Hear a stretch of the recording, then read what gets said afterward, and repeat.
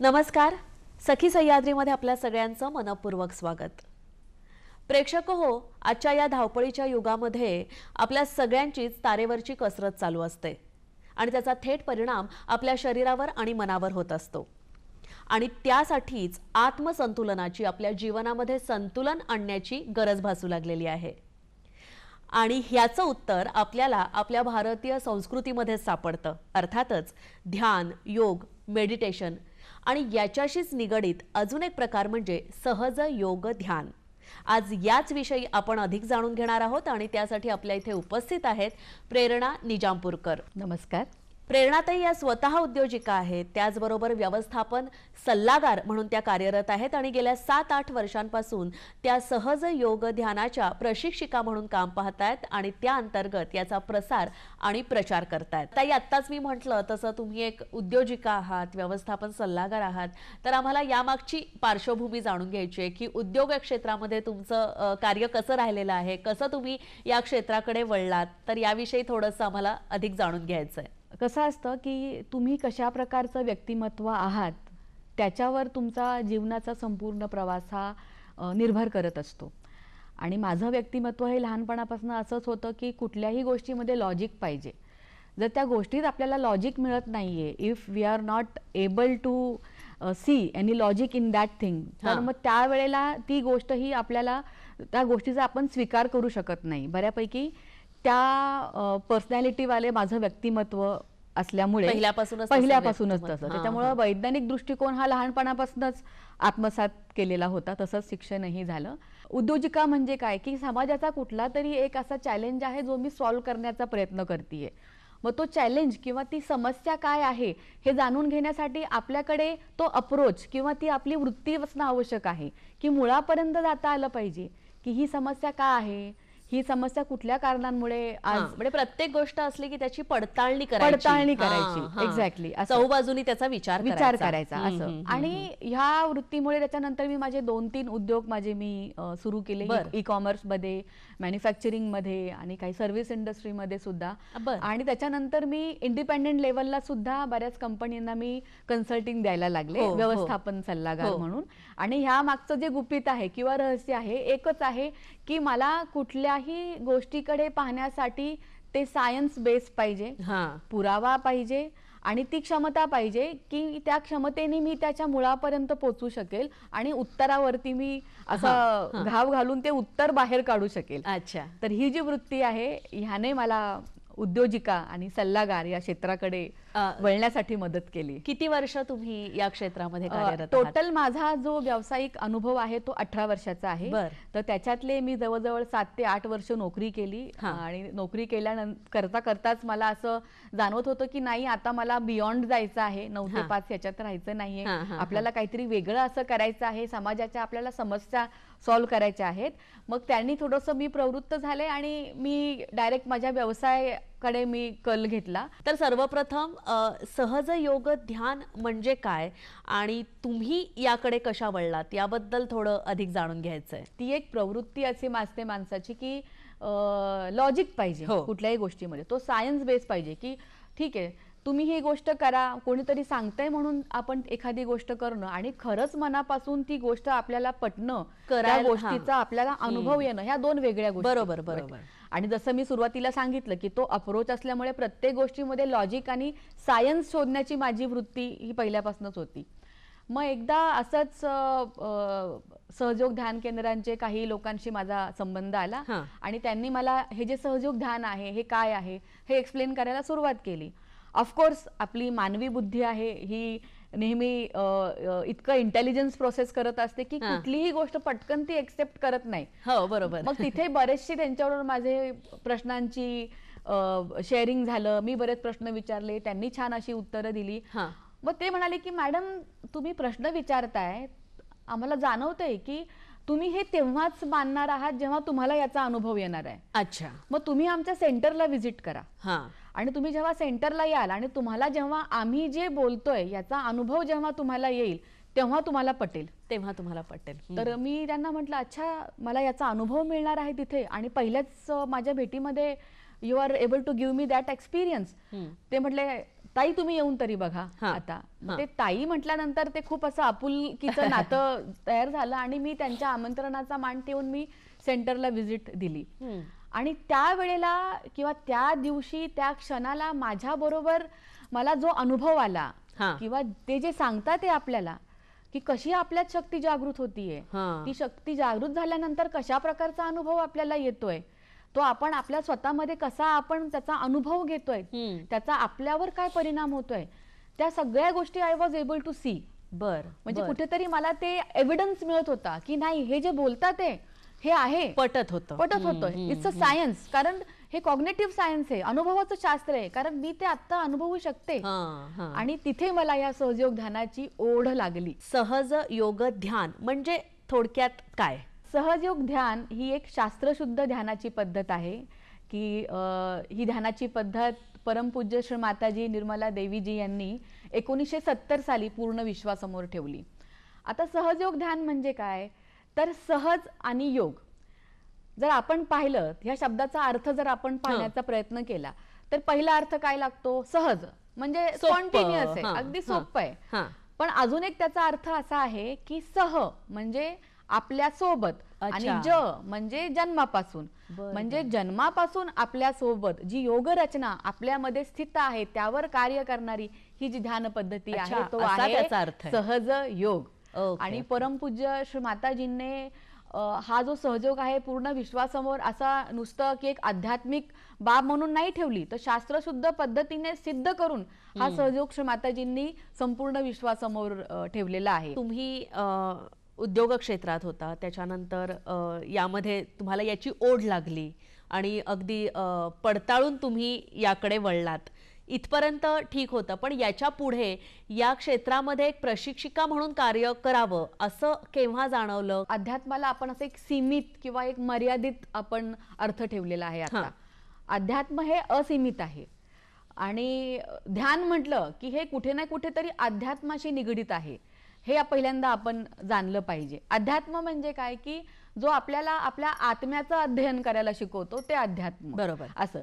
पण आता आपण प्रत्येक जण अध्यात्माची आपापल्या लेवलला आपण त्याची व्याख्या आपण करत असतो. बरोबर. पण मला जी लागली माझ्या अनुभवातून, मग जेव्हा सहयोग ध्यानाने मला स्वतःला त्याचे फायदे होत होते, मी खूप असं स्वतःमध्ये खूप ट्रान्सफॉर्मेशन मी जेव्हा पाहत होते, तेव्हा कुठे ना कुठेतरी मला असा आतून तो भाव येत होता की हे आपण आपल्यापुरतं नाही सीमित ठेवला पाहिजे. असं म्हणतात ना की ध्यान आपल्याला सर्वव्यापी शक्तीशी एकाकार करतं. सर्वव्यापी शक्तीशी आपण एकाकार होतो म्हणजे काय होतो? आता आपण पाहिलंय वसुदैव कुटुंबकम, म्हणजे हे पूर्ण विश्व आपलं घर आहे. आपण म्हणतो की हे माझं कुटुंब आहे, हा माझा समाज आहे किंवा हा माझा देश आहे असं. पण जेव्हा तुम्ही खऱ्या अर्थाने एक आध्यात्मिक व्यक्तिमत्व होता तेव्हा तुम्ही आतून जाणू लागता की तुम्ही केवळ तुमच्या कुटुंबापुरते, तुमच्या समाजापुरते किंवा तुमच्या ज्या कम्युनिटीज आहेत तिथपर्यंत तुमचं अस्तित्व मर्यादित नसून तुम्ही ह्या विश्वाचे नागरिक आहात. म्हणजे ह्या संपूर्ण विश्वाकडे तुम्ही एक कुटुंब म्हणून पाहू लागता. तुमची जबाबदारी, तो दृष्टिकोन येतो.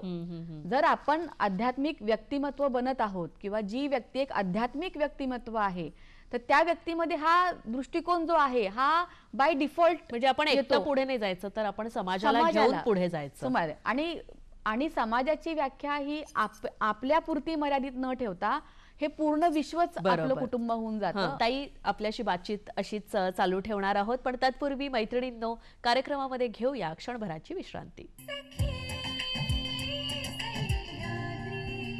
मैत्रिणींनो, पुन्हा एकदा विश्रांतीनंतर आपल्या सगळ्यांचं मनपूर्वक स्वागत. आपण चर्चा करतोय प्रेरणा निजामपूरकर आणि यांच्याकडून जाणून घेतोय सहज योग ध्यान याच्याविषयी. तुमचा हा प्रवास आम्हाला सांगितलात आणि तुम्हाला सहज योग ध्यानाचा काय अनुभव आला हेही आम्हाला सांगितलं आणि तुम्ही प्रशिक्षणाकडे आता वळलेला आहात, प्रशिक्षिका म्हणून तुम्ही कार्यरत आहात आणि याबाबत तुम्ही महिलांसाठी खूप कार्य करताय.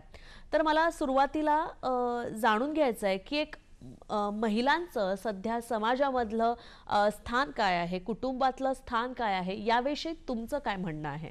महिला किंवा स्त्री हा शब्द जेव्हा आपण ऐकतो तेव्हा काय होतं की बॅकग्राऊंडला असे सशक्तीकरण, सक्षमीकरण, एम्पॉवरमेंट आहे किंवा आत्मनिर्भरता, स्वावलंबन, ह्या सगळ्या गोष्टी कानात अशा गुंजायला लागतात एकदम अशा. म्हणजे कुठेतरी आपण ह्या सत्याचा स्वीकार केलाय आता की महिलांना याची खूप गरज आहे. बरोबर बरोबर, अगदी बरोबर. आणि ह्या कन्क्लुजन पर्यंत आपण का पोहोचलो? कारण कुठेतरी आपण लूपफॉल बघितले, कुठेतरी आपण त्यांना काहीतरी न करताना पाहिलंय, म्हणून आपण त्यांना काहीतरी पुशअपची गरज आहे, त्यांना कुठे सपोर्टची गरज आहे, एम्पॉवरमेंटची गरज आहे, म्हणून आपण अशा स्टेटमेंटकडे वळालो. तर ह्यालाच धरून मी ह्या प्रश्नाचं उत्तर देऊ इच्छिते की स्त्री जी असते ना, स्त्री जेव्हा कुटुंबात असते तेव्हा ती कुटुंबाचा केंद्रबिंदू असते. तिच्या भोवती सगळे तिचे नातेवाईक असे गोलाकार कक्षेमध्ये असतात, पण ती केंद्रबिंदू असते. आणि ही स्त्री जेव्हा समाजामध्ये असते तेव्हा ती समाजाचा आधार असते, ती समाज घडवणारी असते. म्हणजे बघा की समाज लेवलला तिचं काय कर्तव्य आहे किंवा तिची काय ओळख आहे, आणि कुटुंब लेवलला तिची काय ओळख आहे आणि तिचं काय कर्तव्य आहे. जर ती कुटुंब लेवलला सेंटर आहे तर तिला सगळ्यांना धरून चालावं लागतं. बरोबर, कारण ती सेंटर आहे. आणि समाजामध्ये जर ती आधार आहे, समाज घडवणारी आहे, तरीही तिला सर्वांना एकत्र घेऊन बांधून ठेवावं लागतं. त्यामुळे होतं काय की कळत न कळत आपण महिला वर्गांकडनं खूप साऱ्या अपेक्षा करायला लागतो. म्हणजे कुटुंबातलेही करतात, समाजातलेही करतात, आणि स्त्री ती स्वतःकडनं खूप साऱ्या अपेक्षा करायला लागते की मला 100% परफेक्ट स्त्री व्हायचंय की मला मी हे पण करायचं, ते पण करायचंय, मी सगळं बॅलन्स करेल, मी सगळं करेल, अगदी मला प्रत्येकाच्या आवडीनिवडी जपायच्या आहेत, प्रत्येकाच्या खरं उतरायचं आहे, सगळ्यांच्या हृदयात मला घर करायचं आहे, आणि मला स्वतःचं अस्तित्वही निर्माण करायचं आहे. मग ह्या सगळ्या गोष्टींचा ती पूर्ण जो बोजा आहे ती स्वतःवर घेऊन ती तिचं आयुष्य जगायला सुरुवात करते. पण होतं काय, कळत न कळत कधी कधी की ज्या आपण गोष्टींची जबाबदारी नाही घ्यायला पाहिजे किंवा ज्या गोष्टी बियॉन्ड आहेत त्याकडेही आपण जातो, आणि त्या गोष्टी कधी कधी आपल्याकडनं घटित होत नाही. आपण कितीही प्रयत्न केला की नाही मी माझ्या कुटुंबाच्या सर्व अपेक्षा पूर्ण करण्याचा प्रयत्न करीन, आणि त्या अनुषंगाने आपण प्रयत्न करतो, पण कधी कधी होतं की आपल्याकडनं ते केलं तशा त्या लेवलला केलं जात नाही.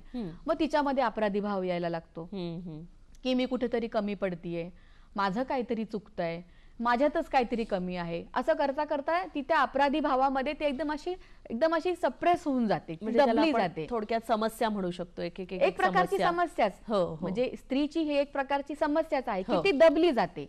कधी कधी अपेक्षांच्या खाली, कधी कधी तिला जे करायचं होतं ते तिला जमलं नाही त्या अपयशाच्या खाली. ही एक बाजू झाली. दुसरी बाजू अशी असते की इतका अट्टहास असतो की नाही मला हे करायचंच आहे आणि मी हे करणारच आहे, म्हणून त्या शरीराच्या सर्व सीमा पार करून, हे मानवी शरीर आहे शेवटी, याच्याही काही मर्यादा आहेत ना की याच्या पलीकडे तुम्ही जास्त नाही करू शकत. हा निसर्गाचा नियम आहे, तुम्ही मी याला अपवाद नाही बिलकुल. पण तो कुठेतरी अट्टहास असतो की मला स्वतःला सिद्ध करायचं आहे, मला माझं अस्तित्व निर्माण करायचं आहे, म्हणून एकदम अशा असामान्य लेवलला जायचं. म्हणजे आपण पाहतो ना की आता तुम्ही उदाहरण घ्या वर्किंग वुमेनचं, त्या घरही सांभाळतात, ऑफिसही सांभाळतात, आणि अजून बऱ्याच गोष्टी सांभाळत असतात. पण होतं काय, हे सर्व करत असताना त्यांच्यात संतुलन राहत नाही. शारीरिक, मानसिक. मानसिक किंवा तुम्ही त्यांच्या भावनिकही म्हणू शकता. बरोबर. जो मी पहिला प्रॉब्लेम सांगितला की ती दबली जातीये, म्हणजे ती भावनिक आणि मानसिक तिचं असंतुलन खच्चीकरण होतं. आणि दुसरी फेज मी सांगितली की ती स्वतःला सिद्ध करायला आक्रमक होऊन जाते, तेव्हाही सगळ्या स्तरावर तिचं असंतुलन येत आहे. दिवस रात्र काम केल्यामुळे सुद्धा, घरातलं बाहेरचं, म्हणजे ह्या दोन्ही कंडिशन्स मध्ये स्त्रियांना प्रॉब्लेम हा येणार आहे. काही केलं नाही तरी आणि काही केलं तरी, कारण ही रचनाच तशी आहे सर्व. मग ह्याच्यात संतुलन साधता आलं पाहिजे आपल्याला, आणि ते संतुलन साधता येत नाही म्हणून महिलांना खूप साऱ्या शारीरिक, मानसिक, कधी कधी बौद्धिक लेवललाही आजारांना सामोरं जावं लागतं. त्याच्यामुळे हे संतुलन येणं फार आवश्यक आहे महिलांना. आणि मग ते कशा प्रकारे तुम्ही कार्य करू शकता त्या बाबतीत? समजा आपण खूप सारं काम करतो तर कधीतरी आपल्याला असं वाटतं की नाही आता हे सगळं सोडावं आणि कुठेतरी 2 दिवस जाऊन बाहेर जाऊन यावं, डिटॅच्ड व्हावं ह्या सगळ्या जबाबदाऱ्यांपासून, रुटीनमधून थोडंसं रुटीनमधनं बाहेर पडायचं, डिटॅच्ड व्हायचं, एक वेगळा काहीतरी अनुभव घेऊन यायचं, परत फ्रेश व्हायचं. पण होतं काय, आपण जातो 2 दिवस बाहेर जाऊन छान मस्त फ्रेश होऊन येतो, पण ती स्थिती आपली टिकत नाही. आल्यानंतर आपण पुन्हा आपल्या दिनचर्येमध्ये आपण रमायला सुरुवात केली की ती स्थिती आपली पुन्हा हळूहळू हळूहळू निघून जाते, कमी कमी कमी होत जाते. तर मग हे एक प्रकार आहे की डिटॅच्ड होणं, जे काही आपल्या आताचे पूर्ण रुटीन स्विच ऑफ म्हणू शकतो असं, पण ते दरवेळी पॉसिबल होईल असं नाहीये. बरोबर, ठीक आहे. आणि दुसरी एक पद्धत अशी आहे की स्वतःच्या यंत्रणेवर काम करणं, म्हणजे स्वतःला असं बनवणं की कुठल्याही बाहेरच्या गोष्टींचा परिणाम हा आपल्यावर होणारच नाही. आता ह्या गोष्टीशी मला डिटॅच व्हायचंय ना, आय हॅव दॅट पॉवर. आणि हे केव्हा घटित होतं? हे घटित होतं जेव्हा आपल्यातील शक्तीचा आपल्याला अनुभव असेल, आपल्यातील शक्तीची आपल्याला जाणीव असेल, आपल्या स्वतंत्राचे. म्हणजे बघा, स्वातंत्र्य मिळालंय, पण आता आपल्याला स्वतंत्र म्हणजे माझं तंत्र काय आहे, माझ्या शरीराचं तंत्र काय, हे जाणून घेणं आणि त्या तंत्रानुसार आता कार्य करणं, हे एकमेव उत्तर आहे की ज्याचं सहजयोग हे प्रभावी उत्तर म्हणा किंवा सोल्युशन आहे. आणि ते येतं ते ध्यान याच्या अंतर्गत येतं. तर ध्यानाविषयी आपलं काय म्हणणं? ध्यान हे समजून घेण्यासाठी आपल्याला आपल्या शरीराची सूक्ष्म शरीर रचना समजून घेणं आवश्यक आहे. जसं मी सांगितलं, स्वचा तंत्र म्हणजे मग हे स्व काय आहे, तर त्यासाठी आपल्याला जाणून घ्यावं लागेल. आपण स्क्रीनवरती पाहत असाल की एक सूक्ष्म शरीर रचनेचा चार्ट समोर लावलेला आहे स्क्रीनवरती. थोडक्यात काय आहे हे मी तुम्हाला एक्सप्लेन करते. जेव्हा मूल मातेच्या उदरामध्ये 3 ते 4 महिन्याचा असतो तोपर्यंत तो एक मांसाचा गोळा असतो, बरोबर हो की नाही? 3 ते 4 महिन्यानंतर जेव्हा त्या मांसाच्या गोळ्यामध्ये परमेश्वरी शक्ती प्राण ओतण्यासाठी किंवा प्राणशक्तीने त्याला आशीर्वादित करण्यासाठी त्याच्या टाळू भागावर जेव्हा आघात करते, आणि आपल्याला माहिती की मानवी मेंदू हा प्रिझम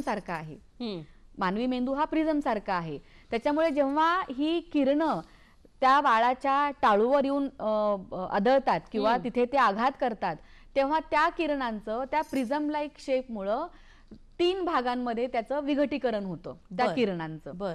मग पहिलं काय होतं की काही किरण जे आहेत ते आपल्या राईट ब्रेन मधनं आपल्या शरीराच्या लेफ्ट साइडला येऊन तिथे एक नाडी संस्था तयार होते, ज्याला अध्यात्मशास्त्रामध्ये ईडा नाडी म्हणतात.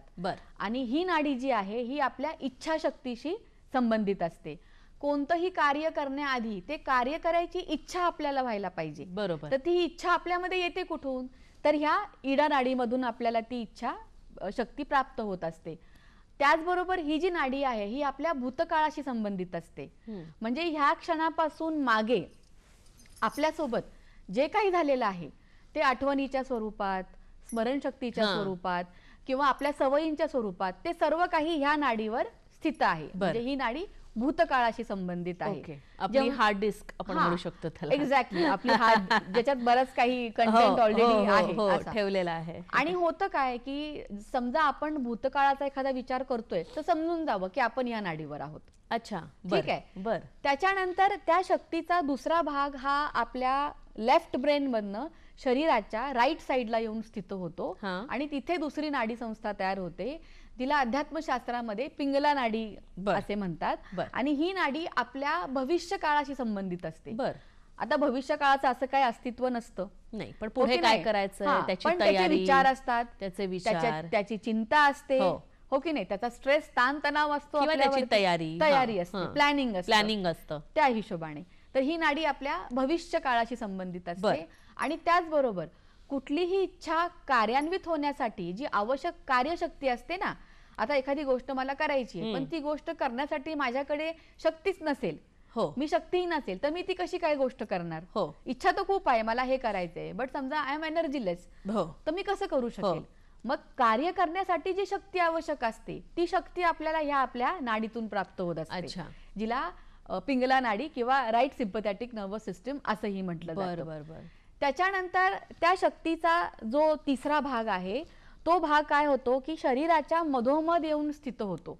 म्हणजे एक भाग गेला उजव्या मेंदूतनं डावीकडे, हो, दुसरा भाग गेला डाव्या मेंदूतून शरीराच्या उजव्या बाजूकडे, हो. आणि तिसरा भाग बरोबर शरीराच्या मध्ये येऊन तो भाग स्थित होतो. आणि तिथे तिसरी नाडी संस्था तयार होते की ज्याला अध्यात्मशास्त्रामध्ये सुषुम्ना नाडी म्हणतात. बर. आणि ही नाडी जी आहे ही आपल्याला वर्तमानात ठेवायचं काम करत असते. अच्छा. आता वर्तमानात राहणं म्हणजे काय? वर्तमानात राहणं म्हणजे आहे तो क्षण जगणं. पण आपल्या बाबतीत होतं काय, आपण वर्तमानात कधीच नसतो. आता संतुलन आपण वारंवार त्या शब्दाचा आपण आता उल्लेख केला, पण संतुलन म्हणजे नक्की काय? तर संतुलन म्हणजे वर्तमानात राहणं. अच्छा. संतुलन म्हणजे आहे त्या क्षणाचा आनंद घेणं. संतुलन म्हणजे एकदम सकारात्मक दृष्टिकोनातून सगळ्या गोष्टी एन्जॉय करणं, एक आनंद स्थिती बियॉन्ड की कुठल्याही निगेटिव्ह गोष्टीचा आता माझ्यावरती परिणाम होऊ शकत नाही. मग ती मागची झालेली जे झालंय ते विसरावं आणि पुढच्याची चिंता करू नये. आता जे आहोत त्याच्यामध्ये संतुलन. तर ती एक स्थिती आहे. बरोबर. ती आपल्याला ह्या आपल्या मधल्या नाडीतून प्राप्त होते जिला सुषुम्ना नाडी म्हणतात. आता बघा समजा आपण खूप जोरात पळालो तर काय होतं, आपल्या हृदयाची ठोके अशी वाढायला लागतात. बरोबर. है की नाही? आणि नंतर हळूहळू ते ठोके कमी होऊन नॉर्मल स्थितीला येतात. मग ते नॉर्मल स्थितीला आणण्याचं काम जे आहे ती आपली ही सुषुम्ना नाडी करत असते आपल्याला. म्हणजे कधी कधी आपण लेफ्टला जातो, म्हणजे भूतकाळात जातो, कधी कधी आपण खूप भविष्याची चिंता करतो, पण मध्यावर ठेवण्याचं काम कुणाचं आहे, तर ह्या मधल्या नाडीचं, जिला सुषुम्ना नाडी असं म्हणतात. त्यानंतर त्या शक्तीचा जो राहिलेला भाग आहे तो सर्व भाग काय होतो की सुषुम्ना आपली जी मध्य नाडी आहे, तुम्ही तिचं लोकेशन असं समजा की आपला जो पाठीचा कणा आहे त्याच्या बरोबर खालचा भाग, समजा आपण जमिनीवर बसलो आणि जमिनीवर बसल्यानंतर आपल्या पाठीच्या कणाचा जो भाग जमिनीला स्पर्श होतो तिथे एक सॅक्रम बोन किंवा एक त्रिकोणाकार अस्थि स्थित असते. प्रत्येकामध्ये असते, असं नाही की पुरुषांमध्ये नसते आणि स्त्रियांमध्ये. प्रत्येक मानवामध्ये ती मज्जासंस्था स्थित असते. त्या त्रिकोणाकार अस्थीमध्ये जाऊन राहिलेली जी शक्ती आहे ती जाऊन सुप्त अवस्थेत स्थित होते. म्हणजे तिथे जाऊन ती अशी विराजित होते. आणि ती तिथे विराजित होताना किंवा तिथे स्थापित होताना ती कुंडलाकार शेप मध्ये स्थापित होते. म्हणून तिला कुंडलिनी शक्ती म्हणतात. तिला कुंडलिनी शक्ती म्हणतात. आणि जेव्हा कुंडलिनी शक्ती तिथे स्थापित होत असते तेव्हा आपल्या मध्य नाडीवरती 7 प्रमुख शक्ती केंद्राची स्थापना होत असते. आता मी शब्द वापरते शक्ती केंद्र, ज्याला चक्रही म्हणतात. चक्र का म्हणतात, कारण ते गोल गोल फिरतात म्हणून त्याला चक्र म्हणतात. आणि शक्ती केंद्र का म्हणतात, तर जीवन जगीत असताना वेगवेगळ्या स्तरावर आपल्याला ज्या ऊर्जा किंवा ज्या शक्ती पाहिजे असतात, बोलण्याची शक्ती, त्याच्यानंतर विचार करण्याची शक्ती, ह्या वेगवेगळ्या लेवल, स्मरण शक्ती, एक्झॅक्टली ह्या सर्व शक्त्या ज्या आपल्याला आवश्यक आहे त्या शक्त्या पुरवण्याचं काम हे सूक्ष्म शक्ती केंद्र करत असतात.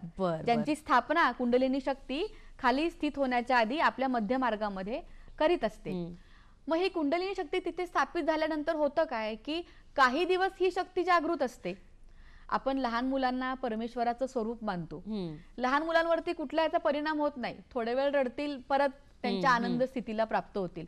मुलांमध्ये ती शक्ती जागृत असते, कारण आपण पाहिलं असेल की हा जो टाळूकडचा भाग आहे तो मुलांचा लहानपणी कसा मऊ असतो, हो की नाही? नंतर तो घट्ट होतो किंवा कॅल्सिफाईड होतो, पण लहानपणी तो मऊ असतो. कारण त्या शक्तीने, जी परमेश्वराची शक्ती आहे त्या शक्तीने तिथून त्याच्यामध्ये प्रवेश केला आणि नंतर ती त्याच्या सॅक्रम बोन मध्ये जी त्रिकोणाकार असते तिथे जाऊन ती स्थित झाली. पण त्यावेळी ती जागृत आहे.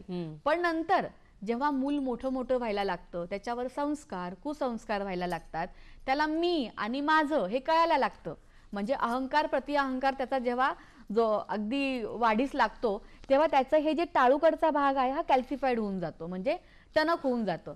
म्हणजे जेथून शक्तीने आपल्यामध्ये प्रवेश केला होता ते द्वार हळूहळू आपल्या अहंकार आणि प्रति अहंकारामुळे बंद होऊन जातं आणि आपण वेगळं आणि परमेश्वराची शक्ती वेगळी, ह्या दोन वेगवेगळ्या एंटिटी तिथे निर्माण होतात.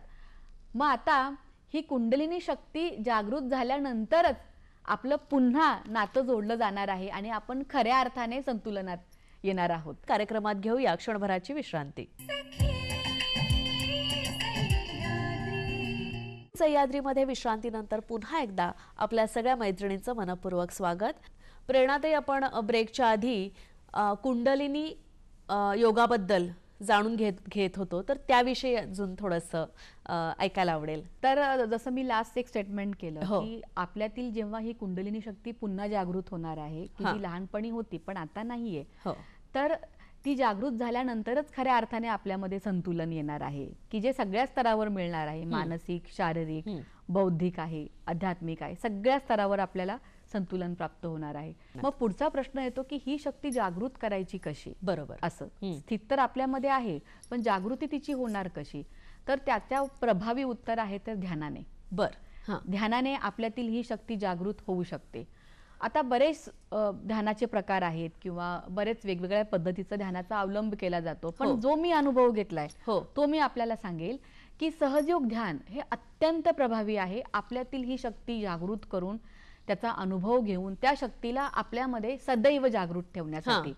मग सहजयोग ध्यान कार्यान्वित कसं होतं ह्याच्याबद्दल आपण थोडक्यात माहिती जाणून घ्यायचं. नक्कीच. सुरुवातीला मी सांगितलं की सहजयोग ध्यान हे परमपूज्य श्री माताजींनी 1970 साली विश्वासमोर हे ठेवलं आणि सायंटिफिक वे मध्ये, म्हणजे आज याचे आपल्याकडे सायन्स पुरावे आहेत की कसं हे मानवी जीवनावर ह्या ध्यानाने कार्य केलेलं आहे, परिणाम होतो. आता ह्याचं कार्य सूक्ष्म शरीरावर कसं होतं हे आपण जाणून घेऊया. जेव्हा आपल्याला इच्छा होते की मला माझ्यातील ही शक्ती जागृत करून घ्यायची आहे, त्या जागृतीचा मला अनुभव घ्यायचा आहे, तेव्हा सर्वप्रथम आवश्यक असते आपली स्वतःची इच्छा. कारण परमेश्वराने आपल्याला स्वातंत्र्य दिलंय. आपण चांगलंही काम करू शकतो आणि आपण वाईटही काम करू शकतो. कर्माची फळं नंतर मिळणार आहे, पण आता आपल्याला स्वातंत्र्य दिलेलं आहे. त्या स्वतंत्रतेमध्ये आपल्याला हे मागता आलं पाहिजे किंवा ही इच्छा आपल्यामध्ये निर्माण झाली पाहिजे की हो, मला माझ्यातील ही आध्यात्मिक शक्ती जागृत करून घ्यायची आहे. आणि दुसरी गोष्ट जी आवश्यक असते ती आहे की ही शक्ती जागृत करणारा अधिकारी व्यक्ती, की ज्याची शक्ती ही जागृत आहे आणि ज्याच्याकडे इतरांची कुंडलिनी शक्ती जागृत करण्याची क्षमता आहे, ताकद आहे, अशी व्यक्ती. पण हृदयापासून जेव्हा प्रार्थना करू तेव्हा आपल्याला जाणवेल की कसं आपल्या नाड्यांमध्ये संतुलन येत आहे, कशी आपल्यातील ती शक्ती जागृत होतीये आणि ती शक्ती जागृत होताना कसा आपल्याला दोन्ही तळ हातावर आणि टाळूवर थंड किंवा कधी कधी हलक्याशा गरम हवेच्या स्वरूपात त्याचा आपल्याला अनुभव येतोय. तुम्ही मान्य करता, तुम्ही शक्ती पाहू शकत नाही, पण तुम्ही शक्तीचा अनुभव घेऊ शकता. ह्या लाईट चालू आहेत, हो की नाही, किंवा बरेचसे उपकरण चालू आहेत, एक शक्ती चालवतीये, पण ते उपकरण चालतंय हे आपल्याला दिसतंय, पण त्याच्या मागची शक्ती दिसते का हो आपल्याला? पण तिचा अनुभव आपण करंट स्वरूपामध्ये घेऊ शकतोय. तसंच ही शक्ती आहे, ही तर मूळ शक्ती आहे. आणि जेव्हा ही शक्ती आपल्यामध्ये जागृत होईल तेव्हा त्याचा अनुभव आपल्याला यायला लागतो. कुठे? दोन्ही तळ हातावर आणि आपल्या टाळूवर. टाळूवर विशेष करून का? कारण तेथूनच त्या शक्तीने आपल्यामध्ये प्रवेश केलेला आहे, ते द्वार आहे त्या शक्तीचं. आणि जेव्हा ह्या दोन गोष्टीचा योग घडेल की आपली इच्छाशक्ती आणि अधिकारी व्यक्ती जेव्हा ह्याचा मेळ योग म्हणतो, योग घडणे हा मेळ जेव्हा होईल आणि आपल्यातील ती शक्ती जेव्हा जागृत होईल तेव्हा काय होईल की ती जागृत होऊन ऊर्ध्व गतीने आपला प्रवास सुरू करेल. म्हणजे आपल्यामध्ये स्थित होताना ती अशी खालच्या बाजूने आली, पण जेव्हा ती जागृत होते तेव्हा ती ऊर्ध्व गतीने जाते आणि जेव्हा ती ऊर्ध्व गतीने वर जाते टाळूकडे तेव्हा तिच्या मार्गामध्ये हे शक्ती केंद्र येत असतात. अच्छा. आणि हे मी म्हटलं ना की शक्ती केंद्र. आणि जेव्हा आपल्या ह्या दोन्ही नाड्यांमध्ये असंतुलन असतं तेव्हा त्या शक्ती केंद्रांमध्येही असंतुलन येतं. समजा एखाद्या बाईचं बोलणं ठीक नाहीये, समजा तिचं संभाषण व्यवस्थित नाहीये, दुखावते सारखी किंवा थोडंसं आक्रमक बोलणं आहे, तर समजून जायचं की तिची जी बोलण्याची शक्ती आहे, जी तिला तिच्या विशुद्धी चक्रातनं जे आपल्या कंठामध्ये स्थित आहे तिथून मिळते, त्या चक्रामध्ये असंतुलन आहे म्हणून ती तशी बोलते. किंवा एखाद्या महिलेमध्ये प्रेम नाहीच आहे, कोरड्या स्वरूपाची आहे, खूप अशी धाक दाखवणारी, आपण म्हणतो ना की ओलावा नसणारी, ते ममत्व नसणारी स्त्री असते, तर समजून जावं तिचा जे अनाहत, कारण प्रेमशक्ती ती आपल्याला त्या अनाहत चक्रातनं मिळते. पण जेव्हा कुंडलिनी शक्ती जागृत होऊन वरच्या दिशेने जाते तेव्हा त्या प्रत्येक चक्राला ती ऊर्जा देते, प्लावित करते, आणि त्या चक्रामध्ये जे काही दोष आहेत ते सर्व दोष ती कुंडलिनी शक्ती सक करून घेते, म्हणजे प्रत्येकाला कार्यान्वित करत ती वर जाते. आणि त्या गुणांचं मॅनिफेस्टेशन, त्या प्रत्येक शक्ती केंद्राचे आपले एक आध्यात्मिक गुण आहेत, त्या गुणांचं मॅनिफेस्टेशन हळूहळू आपल्यामध्ये व्हायला लागतं. आणि जेव्हा कुंडलिनी शक्ती टाळूतून बाहेर येते आणि सर्वव्यापी शक्ती जे पूर्ण ब्रह्मांड चालवते, ती शक्ती आहे जी ब्रह्मांड चालवतीये, त्या शक्तीच्या आधारेच आज आपण सर्वजण उभे आहोत, हे सर्व काही मॅनेज होते. त्या सर्वव्यापी शक्तीशी जेव्हा आपली कुंडलिनी शक्ती एकाकारिता साधते, तो योग घटित होतो, तेव्हा त्याचा अनुभव आपल्याला आपल्या टाळूवर, आपल्या सूक्ष्म शरीरात आणि दोन्ही तळ हातावर थंड किंवा कधी कधी स्थितीनुसार हलक्याशा गरम हवेच्या स्वरूपात, शक्तीच्या स्वरूपात आपल्याला यायला लागतो. आणि हा अनुभव आल्यानंतर आपण खऱ्या अर्थाने एक ट्रान्सफॉर्मेशनला प्राप्त होतो. म्हणतो ना की आपण अमिबापासून आता मानव स्थितीला आलो, पण इथून पुढे आपला प्रवास काय, तर इथून पुढे आपला प्रवास की आता आपल्याला महामानव स्थितीला पोहोचायचं आहे, की जे बियॉन्ड आहे. मग त्या स्थितीला नेण्याचं काम आपल्याला ही कुंडलिनी शक्ती करणार आहे. आपण खऱ्या अर्थाने एक म्हणतात एक ट्रान्सफॉर्म्ड व्यक्तिमत्व, जे पूर्ण सकारात्मक आहे, जे पूर्ण विश्वाला एक समजतंय, व्यापलेलं आहे, अशा प्रकारे ते कार्यान्वित होतं. महिलांसाठी ही शक्ती जागृत करणं किंवा हा संतुलन राखणं किती सहज सुलभ आहे, म्हणजे त्याबद्दल तुम्ही काय मार्गदर्शन कराल? याच्या नावातच आहे सहज योग, म्हणजे आपल्याला वेगळं असं काहीच करायचं नाही. आणि दुसरा अर्थ सांगितला की आपल्यामध्येच आहे, ती यंत्रणा आपल्यामध्येच आहे, कुठे काही बाहेर जायची आपल्याला गरज नाही. तर सहजयोग हे खूप अत्यंत सोपी अशी ध्यानाची पद्धत आहे की जी आपल्या सूक्ष्म शरीरावर ती खूप प्रभाव करते. आणि आपल्या त्या दोन्ही नाड्यांमध्ये, मी सांगितलं भूतकाळ आणि भविष्यकाळ, ह्या दोन्ही नाड्यांमध्ये जेव्हा संतुलन येतं तेव्हा आपल्यातील कुंडलिनी शक्ती जागृत होते आणि त्याचा अनुभव आपल्याला, मी सांगितल्याप्रमाणे, आपल्याला यायला लागतो. यासाठी अट्टहास किंवा विशेष प्रयत्न असे काही नसतात. आपण आपलं सांसारिक जीवन जगत असताना सकाळी एक 10 मिनिटं, संध्याकाळी झोपण्यापूर्वी एक 10 मिनिटं आपल्याला ध्यान करायचंय, तसं त्याच्यामुळं वेगळं असं काही नाहीये. म्हणजे अगदी आपल्याच जीवनशैलीचा एक भाग की सकाळी 10 मिनिटं मला रिचार्ज व्हायचंय. आपला मोबाईल कसा असतो, त्याला आपल्याला रिचार्ज, आपण त्याला चार्ज करतो आणि सिम कार्डला आपण रिचार्ज करतो, तर आपल्याला स्वतःला चार्ज करायचंय तिथे. मग चार्ज करायचंय म्हणजे काय की आपल्यातील कुंडलिनी शक्ती आपल्याला ध्यानाने सदैव जागृत ठेवायची आहे, आणि जिथून आपला संबंध सर्वव्यापी शक्तीशी, की जी स्वतःच एक रिफिलिंग पॉवर आहे, ते रिफिल सतत आपल्यामध्ये होत राहणार आहे, ती ऊर्जा आपल्यामध्ये सतत भरली जात राहणार आहे, ते मेक शुअर करायचं ते. आणि झोपताना पुन्हा ध्यान, कारण ती ऊर्जा घेऊन आपण दिवसभर काम केलेलं असतं, मग झोपताना पुन्हा परत रिचार्ज व्हायचं किंवा चार्ज व्हायचं आणि मग झोपायचं. इतका सहज आणि संसारी जीवन जगताना, आपली सर्व कार्य करीत असताना करण्यासारखा हे ध्यानाचा प्रकार आहे. ताई, सहज योग ध्यानाविषयी तुम्ही इतकी छान माहिती सांगितली. 1970 मध्ये त्याची सुरुवात झाली असं तुम्ही म्हणताय, तर त्याबद्दल थोडंसं सांगा. सहजयोग ध्यान म्हटलं की पहिलं जी ओळख आहे किंवा पहिलं जे व्यक्तिमत्व आम्हा सगळ्यांच्या नजरेसमोर असतं ते आहे सहजयोग संस्थापिका परमपूज्य श्री माताजी निर्मला देवी. श्री माताजींचा जन्म छिंदवाड्याला झालेला आहे आणि लहानपणापासून श्री माताजी खूप अशा म्हणतात ना की असामान्य व्यक्तिमत्वांबरोबर राहिलेले आहेत. महात्मा गांधी आहेत किंवा जे काही त्यावेळेचे स्वातंत्र्यासाठी लढणारे जे लोक होते, मग ह्या सर्वांबरोबर श्री माताजी राहिलेल्या, तेव्हा श्री माताजींच्या लक्षामध्ये असं आलं की आता स्वातंत्र्य आपल्याला मिळणार आहे, परंतु ह्या स्वातंत्र्याचा आनंद आपण कधी घेऊ शकतो, जेव्हा आपल्यातलं स्वतंत्र आपल्याला कळेल, जागृत होईल, त्याच्यावर आपण कार्य करू शकू, हो की नाही. कारण स्वराज्यामध्ये तेच तर आपलं डिसिप्लिन असणार आहे, त्याच तर आपला मर्यादा असणार आहे असं. आणि हे करता करता श्री माताजींनी अध्यात्म आणि शास्त्र याची सांगड घालून सहयोगाची श्री माताजींनी स्थापना केली. आणि सहयोग हे इतकं शास्त्रशुद्ध आहे की ते केवळ भारतात नाही, आज 140हून अधिक देशांमध्ये सहयोग ध्यानाचा अवलंब केला जात आहे. सखी सह्याद्रीमध्ये घेऊया क्षणभराची विश्रांती. मैत्रिणींनो, सखी सह्याद्रीमध्ये विश्रांतीनंतर आपल्या सगळ्यांचं मनपूर्वक स्वागत. आपण जाणून घेतोय सहज योग ध्यानाविषयी. ताई, सुरुवातीला तुम्ही म्हणाला होतात की तुम्हाला या सहज योग ध्यानाने एक वेगळीच अनुभूती प्राप्त झाली, तर त्याचा थोडक्यात अनुभव तुम्ही कसा एक्सप्लेन कराल? मला असं वाटतं की जे माझ्या सखी आता हे पाहत आहेत कार्यक्रम, त्या सर्वांनी याचा अनुभव घ्यावा आणि जसा मला अनुभव आला तसा आपल्या प्रत्येकीला अनुभव येणार आहे आणि आपण सर्वच जण याच्याबद्दल बोलणार आहात. तर मला असं वाटतं की आपण आत्मसाक्षात्काराकडे आता वळूयात आणि त्याचा अनुभव घेऊयात. काही नाही, आपल्या सगळ्यांना माहिती आहे की आपलं शरीर पंचमहाभूत तत्वांनी बनलेलं आहे आणि ह्या ज्या नाड्या आणि हे शक्ती केंद्र आहेत हे कुठे ना कुठेतरी त्या पंचमहाभूत तत्वांनाच ते रिप्रेझेंट करत असतात.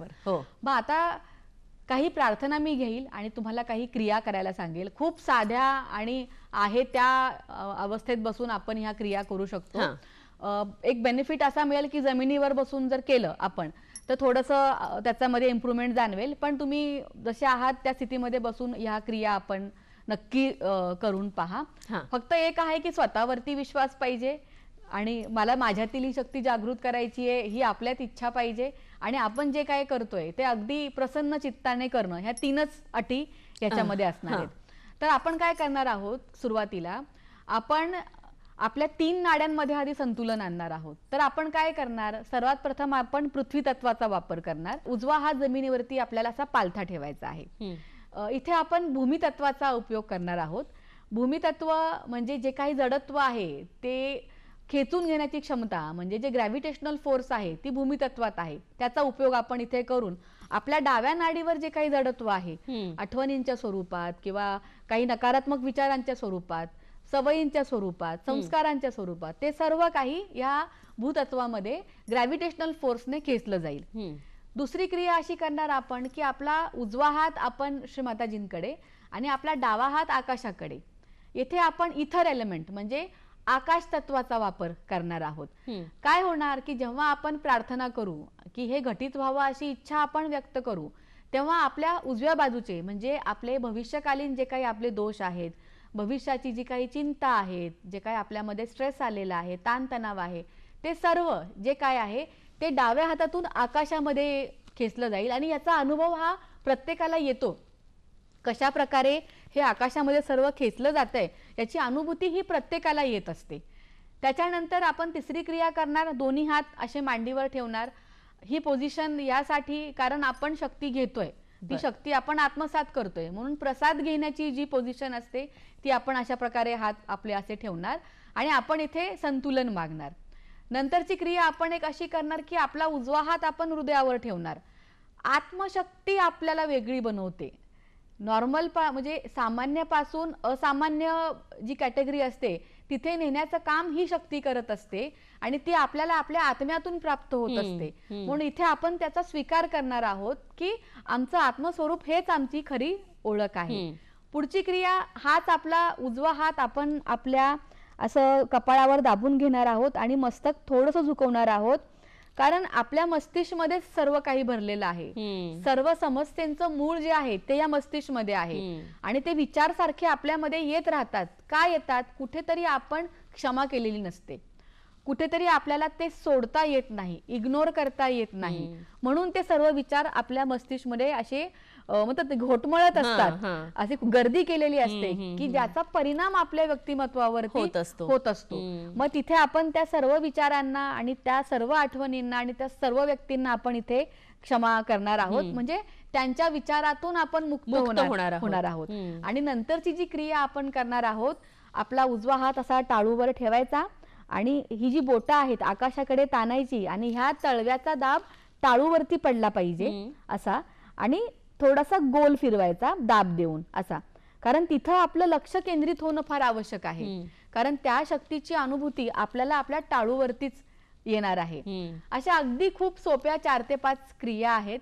आपण हे खूप शुद्ध अंतःकरणाने प्रसन्न चित्त होऊन स्वतःवर विश्वास ठेवून ह्या क्रिया आता करूयात आणि बघूयात बरं प्रत्येकीला ह्या शक्तीचा अनुभव येतोय की नाही. सर्वप्रथम आपण आपले हात जोडूयात, आपल्या हृदयस्तरावर आपले हात आणूयात आणि प्रार्थना करूयात.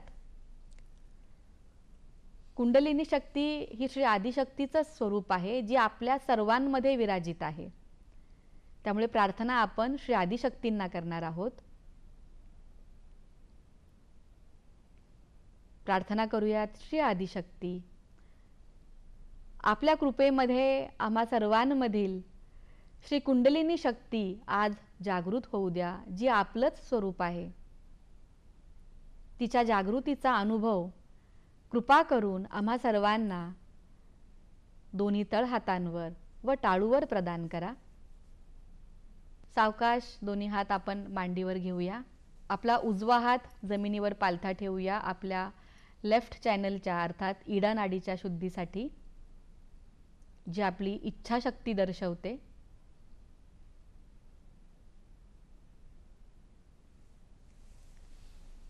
प्रार्थना करूया. श्री आदिशक्ती, कृपावंत होऊन आम्हा सर्वांना शुद्ध इच्छाशक्ती प्रदान करा. प्रार्थना केल्यानंतर आपल्याला नक्कीच जाणवेल की डाव्या हातावरती आपल्याला शक्तीचं स्पंदन कोणत्या स्वरूपात जाणवत आहे. सावकाश उजवा हात मांडीवर घेऊया. डावा हात आकाशाकडे करूयात, काटकोनात वाकवून.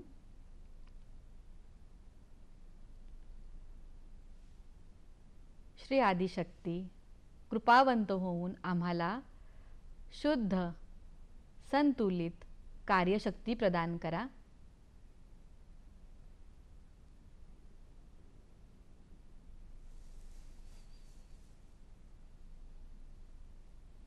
आपली इच्छा जेव्हा कार्यान्वित होते तेव्हा त्याचा अनुभव आपल्याला उजव्या तळ हातावर कशा प्रकारे शक्तीच्या स्वरूपात जाणवतंय त्याकडे लक्ष केंद्रित करूया. सावकाश डावा हात मांडीवर घेऊया. दोन्ही हात मांडीवर राहतील. प्रार्थना करूया. श्री आदिशक्ती, आम्हा सर्वांना संतुलन प्रदान करा. आम्हा सर्वांना वर्तमानात स्थित करा. संतुलन म्हणजे सारखेपणा. आपल्याला दोन्ही तळ हातावर नक्कीच शक्तीचं स्पंदन हे सारख्या स्वरूपात जाणवेल. सावकाश उजवा हात आपल्या शरीराच्या डाव्या बाजूला आपल्या हृदयावर ठेवूया. आपल्या हृदयाचं स्थान. श्री आदिशक्ती, मी आत्मा आहे. कृपावंत होऊन माझं हृदय स्वच्छ करा, निर्मल करा, विशाल करा, की जेणेकरून हे सर्व विश्वच माझ्या हृदयामध्ये सामावेल. मी आत्मा आहे. कृपावंत होऊन मला माझी आत्मशक्ती प्रदान करा. तोच हात आपण कपाळावर घेऊया. मान खाली झुकवूया. येथे सगळ्यांना आपल्याला क्षमा करायची, सर्व विचारांना, सर्व अनुभवांना, सर्व व्यक्तींना आणि त्यांच्या विचारांपासून आपल्याला मुक्त व्हायचं आहे. म्हणून प्रार्थना करूया. श्री आदिशक्ती, मी सर्वांना क्षमा करते. मी सर्व विचारांना क्षमा करते. सर्व अनुभवांना क्षमा करते. सावकाश तोच हात आपल्याला टाळूवर घ्यायचा आहे. हाताचा तळवा टाळूवर घट्ट दाबून ठेवायचा आहे. बोटं आकाशाकडे ताणलेली आणि गोलाकार आपला हात फिरवायचा आहे, जेणेकरून आपला हाताचा तळवा आणि टाळूची त्वचा एकत्र फिरेल.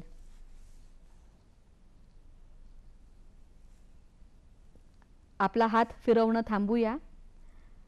हात स्थिर करूया, पण दाब जो आहे तो मेंटेन करूया. प्रार्थना करूया. श्री आदिशक्ती, कृपावंत होऊन आम्हा सर्वांना आमचा आत्मसाक्षात्कार प्रदान करा. आमच्यातील श्री कुंडलिनी शक्तीचं जागरण होऊन तिच्या जागृतीचा अनुभव आम्हाला प्रदान करा. आम्हाला आमचा आत्मसाक्षात्कार प्रदान करा.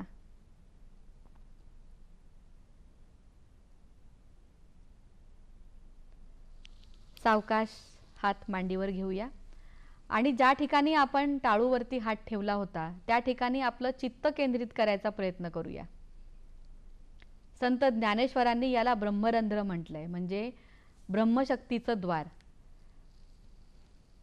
आपला उजवा हात आपण टाळूवर पुन्हा नेऊया आणि थोडंसं वर खाली, खाली वर, 1 इंच वर, थोडं पुन्हा खाली, असं करता करता ज्या ठिकाणी आपल्याला ह्या शक्तीचं स्पंदन थंड किंवा हलक्याशा गरम हवेच्या स्वरूपात जाणवेल त्या ठिकाणी आपला हात स्थिर करूया. हीच क्रिया आपण डाव्या हाताने करूयात. टाळूवरती आधी हात ठेवूयात, त्यानंतर थोडंसं वर खाली करीत आपण शक्तीचं स्पंदन किंवा शक्तीची अनुभूती ज्या ठिकाणी आपल्याला येते त्या ठिकाणी आपला हात स्थिर करूया.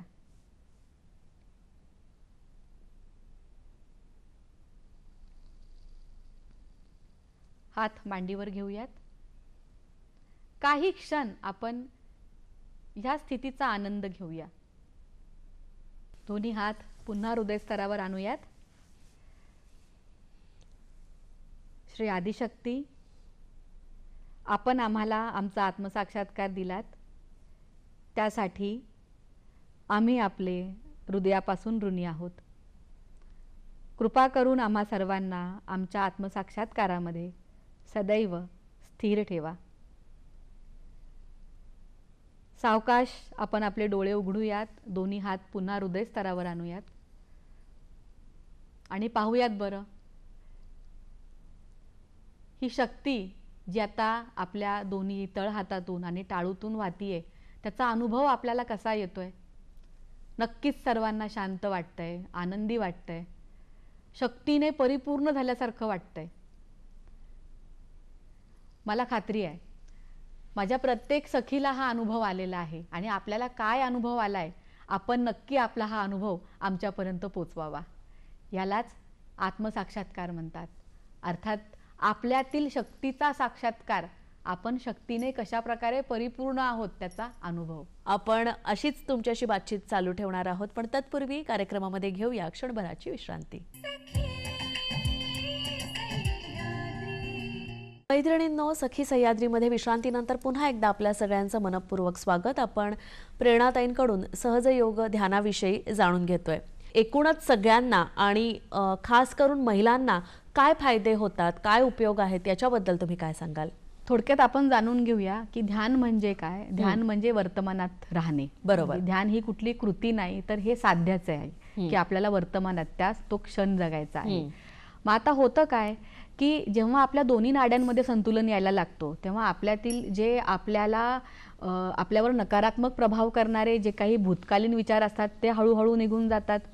भविष्याची चिंता असते तेही आपली हळूहळू निघून जाते आणि एक आनंद व्यक्तिमत्व आपलं बनायला लागतं. स्वभाव व्हायला लागतो आपला आनंदी स्वभाव, की आपल्या पेरिफेरीमध्ये जे कोणी येतील त्या सर्वांना त्या आनंदाचा त्यांना अनुभव येतो. मग मुलं असू द्या, तुमचे पार्टनर्स असू द्या, किंवा आपणही आनंदी राहतो आणि इतरांनाही तो आनंद वाटतो. कारण स्त्री ही स्त्रोत आहे. बरोबर. स्त्री ही आनंद आणि प्रेमाचा स्त्रोत आहे, पण तिला हे माहिती नाहीये की ती स्त्रोत आहे. पण आता ह्या आत्मसाक्षात्कारानंतर तिला साक्षात्कार झालाय की कशा प्रकारे तिच्यातूनच ही शक्ती पुढे पास ऑन होणार आहे. हा एक फायदा होतो तिच्या व्यक्तिमत्वावर. और नॉट ओनली महिलांना, हे प्रत्येकालाच खूप फायद्याचं आहे, पण महिला ह्या केंद्रबिंदू आहेत म्हणून विशेष करून त्यांना याचा फायदा होऊ शकतो. दुसरं असं की महिलांमध्ये असंतुलन येण्याचं कारण एक असतं की त्यांना त्यांच्या महत्वाकांक्षा पूर्ण करता येत नाही.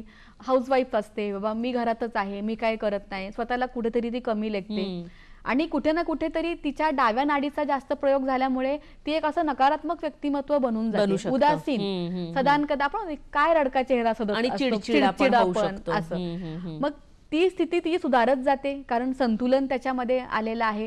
आणि ऑफकोर्स राईट चॅनल, पिंगला नाडी जी शक्तीचं आपल्याला कार्य करायला शक्ती देते, त्या शक्तीने जेव्हा एखादी स्त्री परिपूर्ण होते तेव्हा ती शक्ती बरोबर ती सुज्ञतेने मला माझी ही शक्ती कुठे वापरायची आहे आणि कुठे वापरायची नाही हा निर्णय ती घ्यायला लागते. कारण ध्यानातून तिच्यामध्ये तो विवेक निर्माण होतो.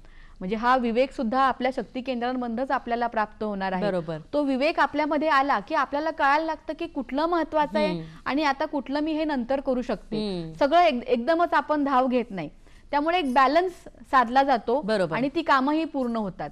आणि ती कामं पूर्ण झाली की तो आनंदही आपल्याला मिळतो, ती शांती समाधानही आपल्याला मिळतं. हे झालं बाह्यातनं. तुम्ही आंतरिक जर विचारलं तर महिलांना बऱ्यापैकी पोटाचे विकार असतात, थायरॉइडच्या आता बऱ्याच समस्या आहेत, डायबिटीज आहे, खूप सारं आलंय. मग ह्या समस्या का होतात? कुठे ना कुठेतरी आपल्या या सूक्ष्म शरीरामध्ये गडबड झालेली असते, म्हणून या समस्या आपल्याला येत असतात. फॉर एक्झाम्पल स्वादिष्ठान चक्र, जे आपल्याला विचार, जे दुसऱ्या नंबरचं चक्र आपल्या ओटीपोटात स्थित आहे, त्या चक्राचं काम आहे की तिथून विचारांचा उगम होतो. पण आपण सारखेच विचार करायला लागलो तर ते चक्र ओव्हर ऍक्टिव्ह होतं. मग त्या चक्राला इतर ऑर्गन्सला जी ऊर्जा द्यायची असती ती त्याला ऊर्जा द्यायला राहत नाही, कारण विचारांमध्ये सगळी ऊर्जा निघून गेली. आणि मग त्याच्या आजूबाजूचे जे ऑर्गन्स आहेत, पॅनक्रीज आहेत किंवा आपले ओटीपोटामधले जे काही अवयव आहेत, तिथे प्रॉब्लेम यायला सुरुवात होते. पण समजा त्या चक्राचं काम त्याने व्यवस्थित संतुलनात केलं तर ह्या ज्या काही आधी व्याधी आहेत त्या आपल्याला येणारच नाही बिलकुल याच्यामध्ये. हा झाला आतून, म्हणजे आपल्या आरोग्यावर त्याचा काय परिणाम होणार आहे. आणि तिसरी गोष्ट जी प्रत्येकाला आणि विशेष करून महिला यातून साधू शकतात आणि त्यांना ते फार गरजेचं आहे, ते आहे की त्यांचं मेंटल स्थिती ठीक राहणं, मेंटल बॅलन्स राहणं, ठीक राहणं. आणि मेंटल बॅलन्स राहणं दुसरं तिसरं काही नाही की कुठल्याही गोष्टीचा आपल्यावरती प्रभाव होऊ द्यायचा नाही, परिणाम होऊ द्यायचा. ध्यानाने जी आपली ऑरा स्ट्रॉंग होते तेव्हा आपल्याला बरोबर कळतं की कुठलं आत्मसात करायचंय आणि कुठलं नाही करायचंय आपल्याला. तुम्ही महिलांबरोबर इतकं काम करता, महिलांसाठी इतकं काम करता, तर जाता जाता आमच्या मैत्रिणींना तुम्ही काय संदेश देऊ शकता किंवा काय मार्गदर्शन देऊ शकाल? आपण स्त्रिया काय करतो, आपल्या बाहेरी जे म्हणजे बाहेरचं सौंदर्य आहे त्याच्याकडे खूप आपलं लक्ष असतं, पण आपलं जे आंतरिक सौंदर्य आहे, म्हणजे आपलं जे सूक्ष्म शरीर आहे की ज्याचा प्रभाव आपल्या शारीरिक, मानसिक, आपल्या भावनिक सर्व स्तरावर होणार आहे, तिकडे आपलं लक्ष नसतं. आपण महिलांनी जर आपल्या आंतरिक सौंदर्याकडे जर आपण लक्ष दिलं, त्याच्यावरती कार्य केलं ध्यानाद्वारा, तर मी तुम्हाला सगळ्यांना माझ्या अनुभवावरून सांगते की कुठलीही समस्या राहत नाही. जीवन म्हटल्यावर समस्या ह्या येणारच, सर्वांना येतात, तुम्हाला मला, आपण कोणी काही चुकलेलं नाहीये. पण त्या समस्यांकडे बघण्याचा जो सकारात्मक दृष्टिकोन आहे तो ध्यानातून आपल्याला मिळणार आहे. ती समस्या सोडवायची कशी, तो विवेक ध्यानातून आपल्याला मिळणार आहे. आणि त्यावर कार्य करण्यासाठी आवश्यक असणारी ऊर्जा आपल्याला या ध्यानातून मिळणार आहे. तर मी माझ्या सर्व सखींना विनंती करेल, आपण नक्की सहयोग ध्यान करा, सकाळ संध्याकाळ ध्यान करा आणि स्वतःमधलं सकारात्मक परिवर्तन पहा. आणि ते परिवर्तन स्वतःपुरतं नका ठेवू, तर प्रत्येक माझ्या भगिनीपर्यंत कसा हा मेसेज पोहोचेल ह्याकडे लक्ष द्या. ध्यानाचं महत्त्व तुम्ही सांगितलं, त्याचे फायदे सांगितलेत आणि मला नक्की खात्री आहे की आमच्या सगळ्या मैत्रिणी यातून नक्कीच बोध घेतील आणि आपल्या स्वतःमध्ये आणि आपल्या जीवनामध्ये नक्कीच संतुलन राखण्यासाठी प्रयत्न करतील अशी आपण आशा करूया, अशी मी खात्रीही बाळगते. याबरोबरच प्रेरणाताई, तुम्ही इथे आलात आणि आमच्याशी खूप छान संवाद साधलात, त्याबद्दल तुमचे मनपूर्वक आभार. धन्यवाद.